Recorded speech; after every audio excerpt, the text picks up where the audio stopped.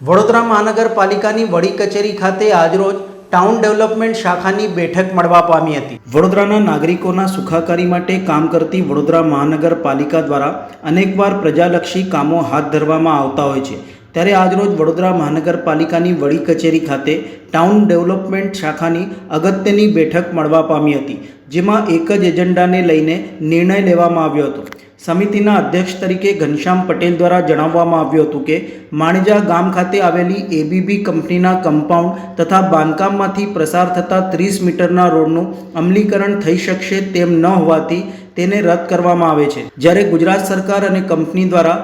18,000 કરોડના પ્લાન્ટ તે આવવાના હોવાથી હાલ રોડ હયાતીમાં જ નથી, જેથી તે રોડ કંપનીમાં મર્જ થયો હોવાથી તે કંપનીને સુપ્રત કરવામાં આવશે। આ સમગ્ર વિગત અને લેખિત રજૂઆતો વડોદરા મ્યુનિસિપલ કમિશનરને હેન્ડઓવર કરવામાં આવશે, જેથી તેઓ રાજ્ય સરકારને પણ મોકલી આપશે। વધુમાં ઘનશ્યામ પટેલે જણાવ્યું હતું કે હાઈ ટેન્શન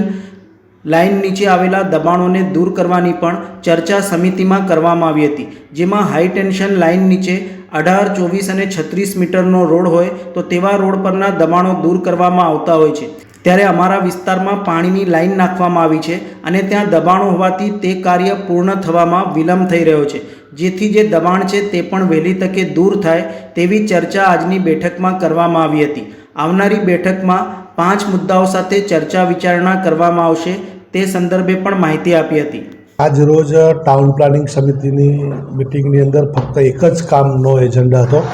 અને એ એજન્ડાની અંદર વડોદરા શહેરને ફાયદાકારક જ કામ છે, કારણ કે એબીબી કંપનીની અંદર એક જૂની નોન ટીપીની અંદર એક રસ્તો બતાવેલો હતો, જે હાલ રસ્તો છે જ નહીં અને કંપનીની અંદર મર્જ થયેલો છે। તો નવું રોકાણ ગુજરાત સરકાર જોડે એબીબી કંપનીએ કર્યું હોય અને 18,000 કરોડનો નવો પ્લાન્ટ એક જગ્યા પર આવતો હોય તો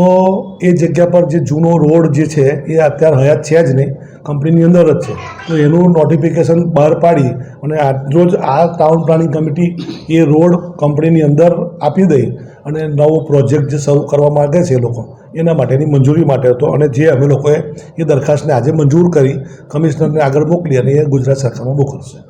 એવી કોઈ ચર્ચા થઈ નથી, પણ એક ચર્ચા એવી થઈ છે કે જે દબાણ તૂટે છે કોઈ જગ્યાએ કે ભાઈ આ જગ્યાએ અમારા દબાણ તૂટ્યા છે, એ પ્રાઇવેટ જગ્યા હતી કે સરકારી જગ્યા હતી, એવી એક થોડીક ચર્ચા થઈ છે। પણ બીજા 1-2 જગ્યાએ પણ છે કે ભાઈ 30 મીટરની ડ્રાફ્ટ ટીપી તૈયાર છે,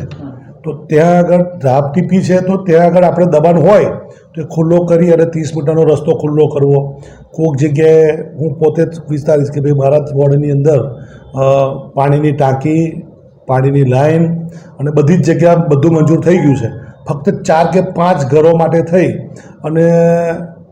દબાણ તૂટતા નથી અને અમારે ત્યાં પાણીની લાઈન લઈ જવાની હોય તો એના માટેની પણ ચર્ચા થઈ છે કે ભાઈ એનું પણ આગળ કાર્યવાહી જોઈ લો, કારણ કે હાઈ ટેન્શન લાઇનની નીચે કોઈનું મકાન તો છે નહીં અને કમ્પાઉન્ડ વોલ કે બીજું કંઈ દબાણ કર્યું છે અને કોર્ટમાં ગયા છે અને કામ નથી થતું તો કોર્ટમાં કેવી રીતે જાય તો આપણે શું કરીએ છીએ?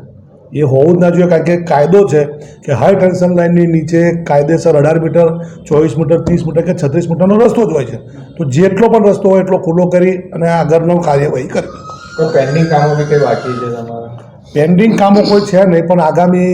કામની અંદર જે બીજા 5 કે 6 કામો છે એની ચર્ચા કરી, કારણ કે આ ઇમ્પોર્ટન્ટ કામ હતું જે વડોદરા શહેરને ફાયદાકારક હતું, એટલે એક કામ લઈ અને એને પહેલી મંજૂરી આપી છે અને હવે આવતી સમિતિની અંદર જે બીજા 5 કે 6 કામ છે અમારા એ આવતી સમિતિની અંદર લઈ અને કરીશું એની ચર્ચા।